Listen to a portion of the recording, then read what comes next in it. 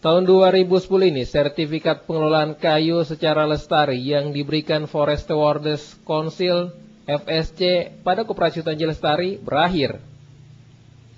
Untuk memperoleh kembali sertifikat tersebut, saat ini tim audit yang dipercaya FSC yakni Smartwood tengah melakukan audit dan penilaian terhadap koperasi tersehat di Indonesia ini.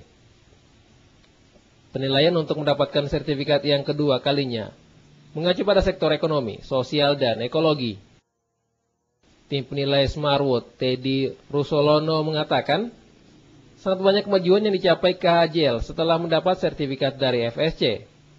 Jika dibandingkan saat pertama kali ia datang tahun 2004 lalu, perkembangannya hingga 6 kali lipat, seperti jumlah pohon yang ditanam dan jumlah anggota yang cukup signifikan. Meskipun terlihat kemajuan yang cukup pesat, namun sejumlah kendala masih perlu dibenahi.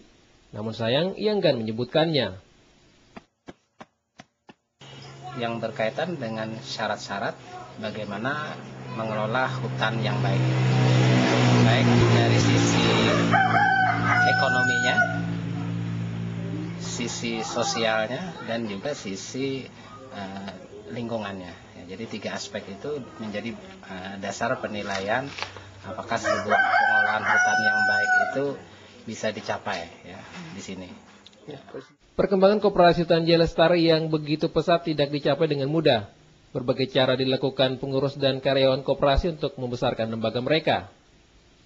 Ketua Koperasi Hutan Lestari KHJL, Warma, mengatakan untuk mengajak masyarakat bergabung di KHJL, mereka rutin melakukan sosialisasi. Selain itu, bantuan sejumlah lembaga pendamping seperti JAU dan TFT juga sangat membantu perkembangan KHJL hingga saat ini. Harga kayu yang menggiurkan dan berbagai keuntungan yang diperoleh anggota merupakan alasan warga untuk bergabung di KHJL. Memang kita adakan sosialisasi, memberikan pemahaman sesuai dengan SOP yang ada.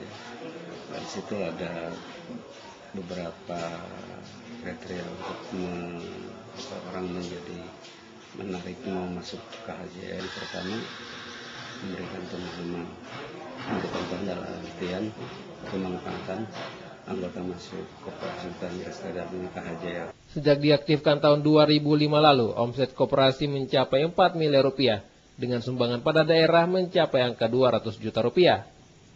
Saat ini terdapat sekitar 700 orang anggota yang tersebar di sejumlah kecamatan di Kabupaten Konawe Selatan.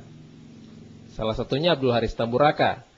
Dia mengaku berbagai keuntungan telah ia dapatkan selama menjadi anggota KHJL. Di antaranya bantuan bibit jati dan memperoleh pengetahuan terkait pelestarian hutan. Dengan hasil panen jatinya yang pertama, ia terbantu membiayai pendidikan anaknya ke perguruan tinggi. Setiap tahun kita mendapatkan pembagian SHU. Terus yang ketiga, saya mendapatkan ilmu tentang pengelolaan hutan lestari yang berbasis masyarakat dengan pola sertifikat FSC. Terus yang keempat, saya juga mendapatkan bibit atau benih dari KHJL. Jika lolos dalam audit dan penilaian tahap kedua ini, KHJL akan kembali mendapat sertifikat hingga 2015 mendatang.